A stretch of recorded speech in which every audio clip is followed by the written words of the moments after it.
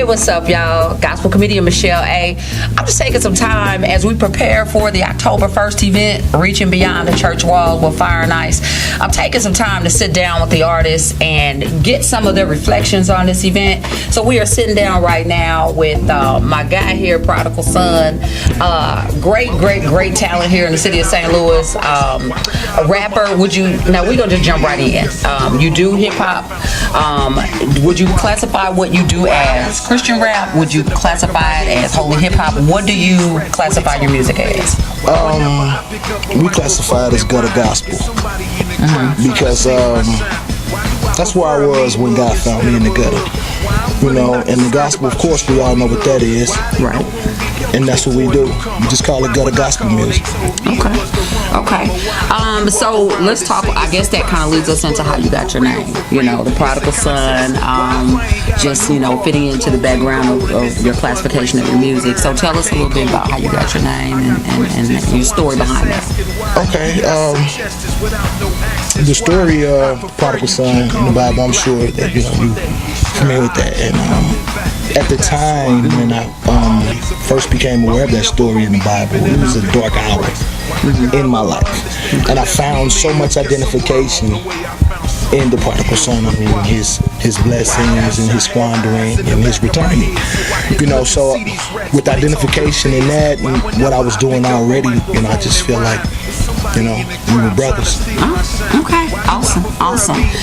So, just taking a look at, your music, everybody has a past, we all do, and that's a wonderful thing about Fire and Ice and Reaching Beyond the Church Walls, as it gives us an opportunity to share where we've been, but also share where we're at. So, in looking at where you are right now, what motivates you to kind of stay the course? What motivates you in your music? What motivates me is the consequences. Okay. The consequences if I don't continue to do what it is that I'm destined to do. Of course, I know I will. I trust and believe that God's will is going to be done, but in order for His will to be done in my life, I got to kind of stay in line. I gotta stay lined up in order for His will to spill over on me. Right, of course. Obedience. I have to stay the course. Yeah. And that keeps me focused. That keeps you. Okay, awesome. Among other things. Okay. Wonderful. So I'm sure you've taken a transition. Most Christian artists, started as secular. When you made your transition, did you have any naysayers? And if you did, how did you handle your transition and dealing with those guys or those people? I was born and raised in a missionary Baptist church. It was real traditional, and it still is. Yeah. So my very first gutter gospel music project was shunned, by everybody but my mom. I mean, my mom, she knew that music was something I had always done, and once she found out that I was doing music in this fashion, she supported it, but the church didn't. Okay. But I didn't let it stop me. Okay. What do you say to the naysayers? What do you say to them people that look at you and be like, man, that dude right there? Well, I really don't have anything to say, if you wasn't there, actually being there when God done it. Right. You know what I'm saying? And me being the proof. Right. Real talk. Here, yeah. That's what I say. Wow. We all say that we want to do it. Right. Here I am. Right. Wow. I'm gonna steal an answer. I'm gonna use it in my next interview. Okay.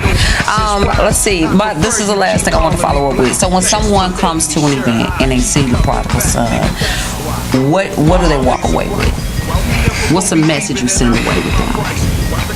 That you can't keep God in no box. Right. You can't keep Him enclosed. You know what I mean? As if He could save you, why can't He save us? We just come from a different place, and the message, it is what it is, that God is able, and not to sound too preachy or nothing, but the proof is in evidence in what you see. So people will leave a Prodigal Son show, saying,